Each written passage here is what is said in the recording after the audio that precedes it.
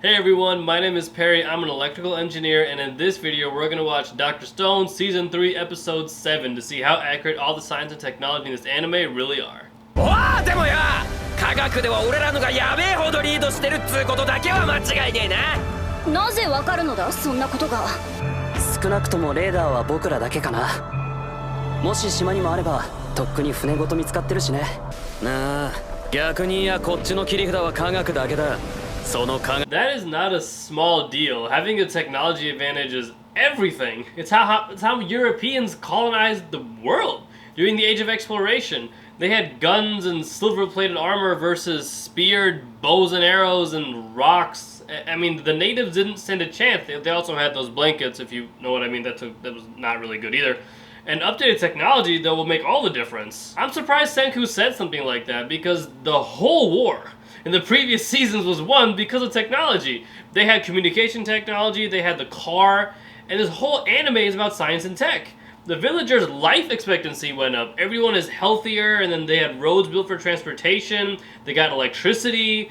If science is the only thing you have over another group of people, you are far more likely to win. Think about how much smarter you are with a smartphone than without. At any given time, if you wanted to speak any language, know what any word meant in any language, how to use it in a sentence, the definition of anything, if you wanted to know like the capital of Zimbabwe, like if you know what I mean, like any fact is at your fingertips. That is invaluable. That's crazy that we all have access to that now. Imagine somebody in the 1800s, if they had an iPhone 10 with our technology, like right now, if they had access to our internet today, they're a trillionaire. Like many times over. Like the advantage of technology, it just puts you ahead of everybody. ど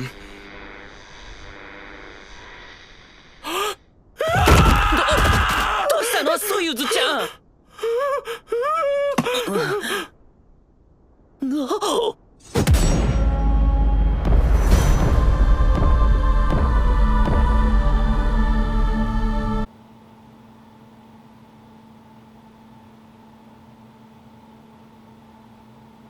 How? I don't know how! Well, not that it wasn't the mission already, but these guys are now heavily incentivized to find that platinum to revive everybody. I mean, oh boy, like this, that just happened. Okay. Is our boy Soyuz in on this? He just seems like a traumatized person looking for a better life, but he's got that look in his eye, and that shape in his eye, and the eye in his eye. Is he in on this whole thing? それって司ちゃんの手術の時使った接着剤シアノアクリレートな。こいつを火にかけて湧いてきたら熱で貝に吹きつけて。I don't remember that Senku even had that. Cyanoacrylate is used in some surgical procedures, and it's actually the active ingredient in crazy glue. For most glues to dry, water in it must evaporate, and with a closed bottle, the water can't go anywhere, so it stays liquid. The reason that it dries at the nozzle is because there's a hole for water to go into, but once it dries, it clogs that hole and traps the water in the bottle again. Cyanoacrylate that Senku is using, or super glue, works in the opposite process. The liquid glue reacts with the water vapor to harden.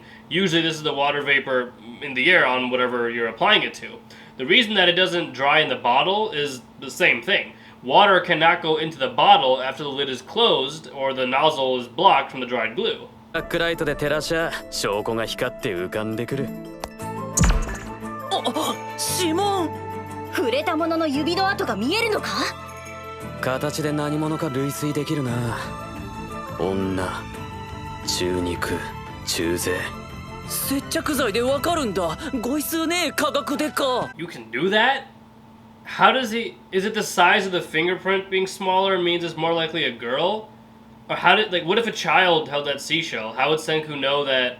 How can he tell gender and age and all? Like, I understand that fingerprints and DNA are used in forensic analysis, but I didn't know that you could infer all that information just from the print itself under a blacklight. I really can't comment on the validity of this. I didn't know this was possible, but I can't comment on something that I don't know. If anybody watching this video understands how that works, can you please put it in the comment section? Because I'm now curious. Can you actually look at a single fingerprint and give all this information? あの女つけて大正解。100億点満点だ。早速チラ見えしてきたじゃねえか。俺らの倒す悪の親玉がよ。アマリリスちゃんだっけ？あの美少女ちゃん。これもしかしたら Her name, Amaryllis, is a type of flower. Within that genus are also Jersey lilies, and that makes sense because when Senku did his centrifuge jutsu to get all the pollen to appear under the microscope, we saw that it was lily pollen. They're from South Africa originally, so I'm not sure how they ended up here. Jersey lilies are also toxic. If you were to eat them, you would experience vomiting, diarrhea, and all sorts of horrible things until it passed through your system. And the unfortunate victims of this are usually grazing animals.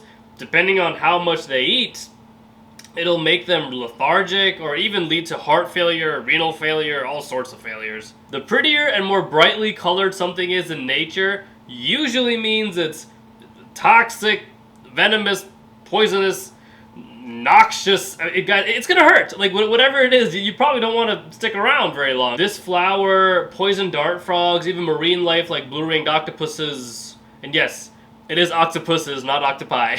There's a difference between poison and venom. Poison will hurt you if you touch it. Venom will hurt you if it's injected into your bloodstream. Poison dart frogs, for example, can easily kill you. If anybody was to pick one of these up in the rainforest, or it accidentally falls on your skin and there's no hospital around, it's a horrible death. You don't want to go through that. The blue-ringed octopus is venomous. The only way that you die from this thing is if it pierces your skin and injects the venom into your bloodstream. You're probably not going to die because there's anti-venom in hospitals where this animal is found, but poison dart frogs, not fun. The moral of the story is, if something is bright and pretty, it's probably toxic. Just like this one girl I dated back in the day. 私ね、石化光線の秘密を知ってるの。みんなを助けるために姉妹一の美少女になってやるって。あなたたちの力が欲しい。一緒に戦って。Okay, a lot of things just happened. How did she just decide to be the prettiest girl on the island? I don't know if you can just, I don't know. Anyways, how does she know how the petrification beam works? How does she? The only thing that I can accurately guess from this episode is that the master or the leader, probably not a leader, they're probably scared of him, is also our Y-man. I have no clue who that is. I don't know how wild would it be if it was like Byakuya, like Senku's. Well, Senku didn't adopt him, but the guy who adopted Senku. I was gonna say Senku's adopted father, but you get it. I really want to know: is this somebody that we've seen before? Don't tell me if you guys know who it is. Don't tell me the name, but just tell me: is it someone that we've seen in this anime before? Other than that, thank you all so much for watching, and I wish you all the best rest of your day.